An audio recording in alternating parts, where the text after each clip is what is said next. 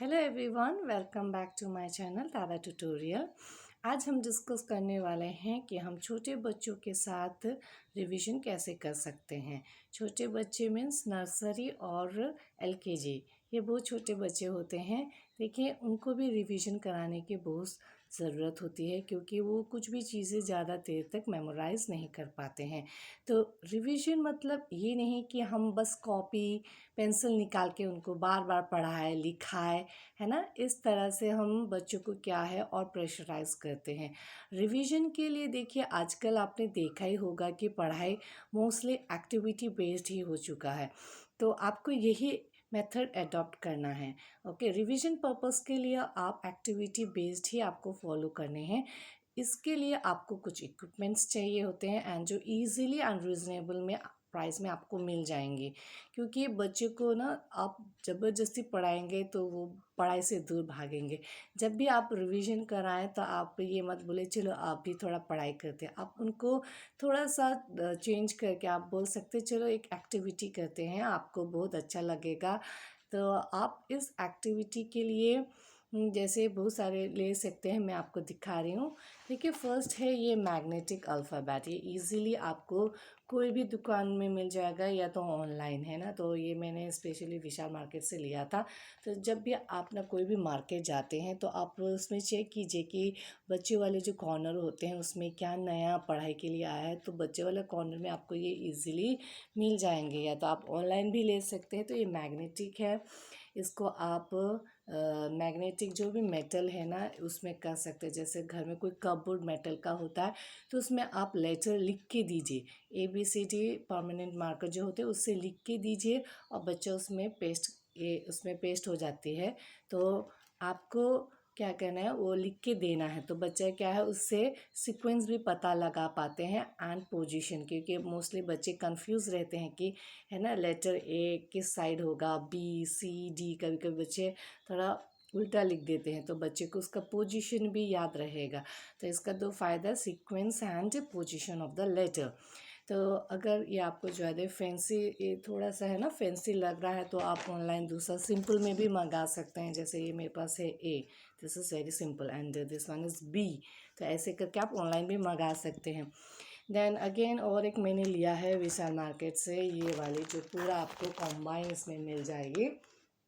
इसमें पूरा है Hindi, English, maths. Okay, alpha जैसे अल्फ़ाबेट स्मॉल कैपिटल है, फिर वर्णमाला, फिर व्यंजन वर्णमाला, फिर उसके बाद नंबर्स।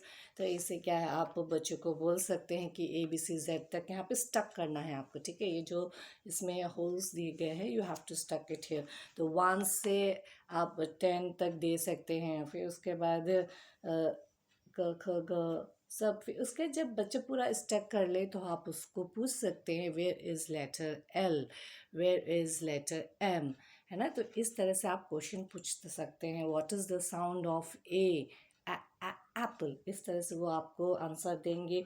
फिर देन नंबर्स के लिए आप कैसे कर सकते हैं, आप उनको बोल सकते हैं जैसे आप कोई भी थोड़ा आसान नंबर दीजिए 23, है ना। तो वो 23 को सोचेंगे 23। फिर देन आप पहले 1 डिजिट से ही शुरू कीजिए, 1 से 10 रिकग्नाइजेशन के लिए आप दे सकते हैं। लेकिन प्रॉब्लम मैंने क्या देखा है बच्चों में, वो लिख पाते हैं, है ना। हाँ, जब लिख पाते हैं तो फिर प्रॉब्लम ये आती है कि मैम जब हम बच्चों को कहते हैं AD, है ना, रैंडमली जब देते हैं तो बच्चे लिख नहीं पाते, पहचान नहीं पाते। देखिए, पहचानने के लिए भी उनको प्रैक्टिस करनी पड़ती है। तो ये प्रैक्टिस आपका कॉपी एंड पेंसिल से लिख के सिर्फ नहीं आती है, एक्टिविटी बेस्ड पे ही आपको करानी होती है। तो आप जितना एक्टिविटी बेस्ड कराएंगे तो उनको आ जाएगा। आप हमेशा उनको A से Z तक पेस्ट करने दीजिए। फिर वहाँ से आप बोले show me which one is letter I, show me which is letter Z। तो इस तरह से क्या है उनका माइंड भी वैसे ही रिस्पॉन्स करने लगती है, तो उनको आ जाती है। तो ये प्रैक्टिस करनी होती है रिकग्नाइजेशन के लिए। एंड जो और छोटे बच्चों के जैसे नर्सरी में है, उनके फुल्ली हाथ के मसल्स या बोन्स उनके बने नहीं होते हैं ना, उनको और मसल्स या बोन्स के जो हैंड मूवमेंट के लिए प्रैक्टिस करनी होती है। तो उसके लिए आप ये जैसे बोर्ड, ये वाला बोर्ड भी आती है जिसमें पेंसिल से बच्चे को लिखना होता है। तो इसमें में भी प्रैक्टिस करके वो अपने हाथ के मसल्स का अच्छे से एक्सरसाइज कर सकते हैं। ये 1 नंबर्स वाले हैं। So this all are the activity based.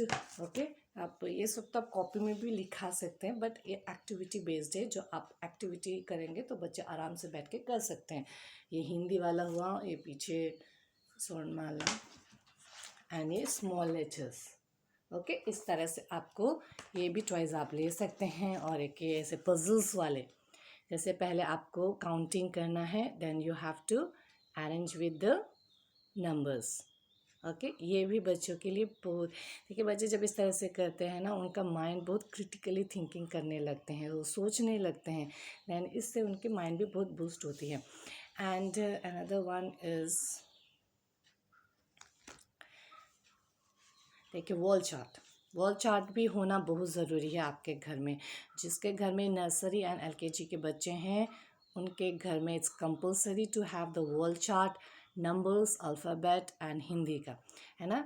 तो ये वॉल चार्ट होना बहुत ज़रूरी है, बिकॉज़ आप वॉल चार्ट लगा के बच्चे डेली देखते हैं तो कुछ ना कुछ सीखते हैं, है ना। 2 साल में बच्चा बहुत कुछ सीख लेता है। आप वॉल चार्ट से भी बहुत क्वेश्चंस पूछ सकते हैं, साउंड पूछ सकते हैं, बिफोर आफ्टर पूछ सकते हैं ना, एम के बाद कौन सा लेटर आता है, आप उनको रिकग्नाइजेशन के लिए पूछ सकते हैं, वेयर इज़ एन ओ। फिर नंबर से भी आप पूछ सकते हैं, बैकवर्ड काउंटिंग करा सकते हैं, हिंदी में भी पूछ सकते हैं, त से क्या आती है, तरबूज, फिर थ से, ऐसे करके आप बिना बुक कॉपी या पेंसिल लिए भी आप बच्चों के साथ बहुत अच्छे से पढ़ाई में इन्वॉल्व हो सकते हैं।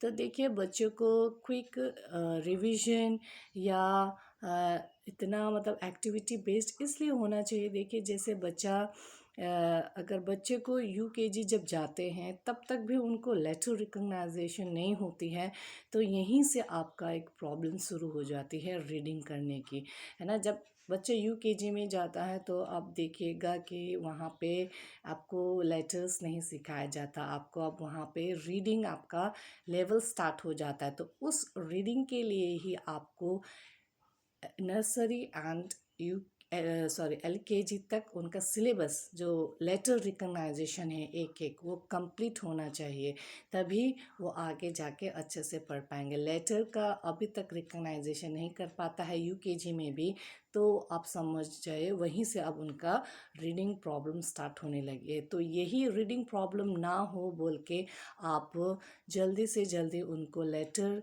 या साउंड रिकग्नाइजेशन उनको कराइए, है ना। जैसे हम जब बच्चों को कराते हैं कैट, जब हम बच्चों को बोलते हैं CAT कैट लिखो, तो बच्चा लेटर ही नहीं पहचान पा रहा है, तो लिखेंगे कैसे, है ना। तो वही लेटर आपको पहचानना है, CAT। फिर अगर आप साउंड से कराएंगे ख तो इस तरह से आपका इंट्रोड्यूस हो जाता है वर्ड्स का। तो वर्ड्स के लिए लेटर का पता होना बहुत ज़रूरी है। सो this all for today. Thank you for watching my video.